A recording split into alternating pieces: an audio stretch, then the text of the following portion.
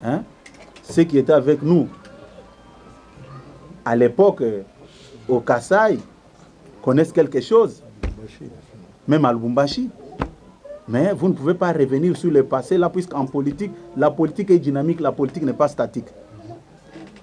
Les gens qui sont avec nous au sein du rassemblement, je connais certains d'entre eux.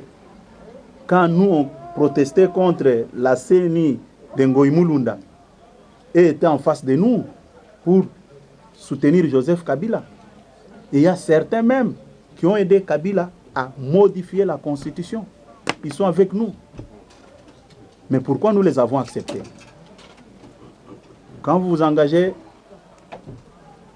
dans la vie politique, il faut avoir des nerfs solides. Tout peut arriver. Que cela ne vous pousse pas à une frustration qui ne va plus nous amener à la victoire. Ce qui nous préoccupe maintenant, c'est voir Joseph Kabila quitter le pouvoir. Laisser les gens s'exprimer, c'est leur droit. Comme nous n'avons pas encore mis ces dossiers-là sur la table, c'est ça. Et comme elles le font, et vous aussi, vous êtes de la communication. La communication, c'est une plaque tournante pour chaque organisation. Et je vous ai dit ça même en privé avec les représentants. Tel que vous êtes là, si la communication n'est pas, vous pouvez voir l'échec. Mon frère est là.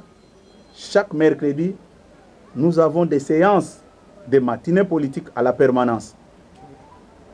Et j'avais posé ces problèmes au niveau de la direction politique et tout le monde était d'accord. Qu'est-ce qui fait qu'après la mort du président Tshisekedi, les gens de la mouvance se sont très agités?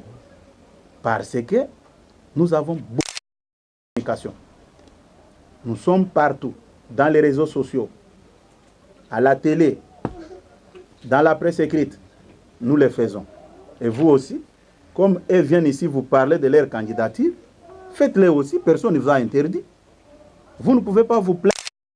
Vous aussi, allez faire votre marketing, puisque la base de l'IDPS est déjà prononcée sur son candidat, que vous connaissez, que tout le monde connaît. Au moment opportun, s'il y a congrès aujourd'hui, on ira là-bas seulement pour formaliser cette formalité administrative et c'est fini. Il ne faut plus vous plaindre pour ça.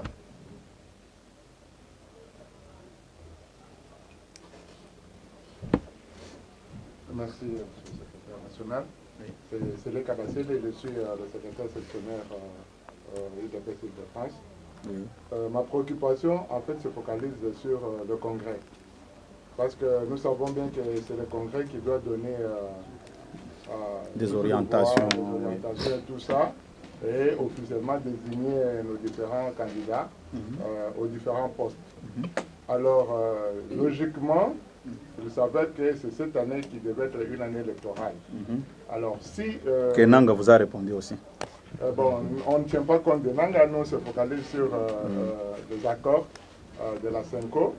Ben, on s'est dit, si il s'était avéré il y a élection aujourd'hui. Il y avait élection aujourd'hui. Qu'est-ce que l'IDPS allait faire? L'IDPS allait se présenter comment? Dans le sens que nous n'avons pas encore eu notre congrès.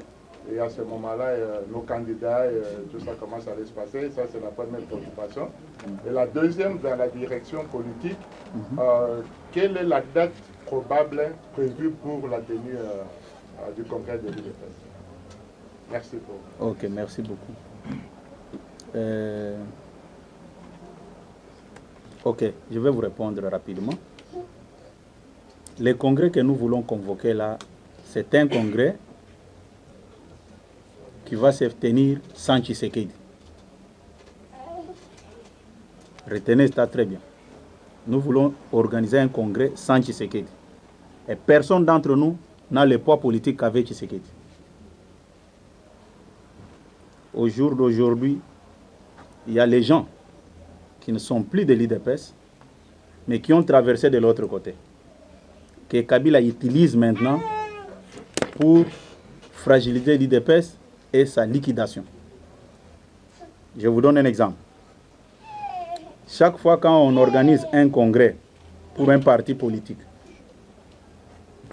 on convoque le congrès, on vote des résolutions, et il y a de nouveaux textes qui sont adoptés. Vrai ou faux? Voilà. Vous êtes des intellectuels. Après tous les travaux là, on amène ça où? On amène ça au ministère pour la légalisation.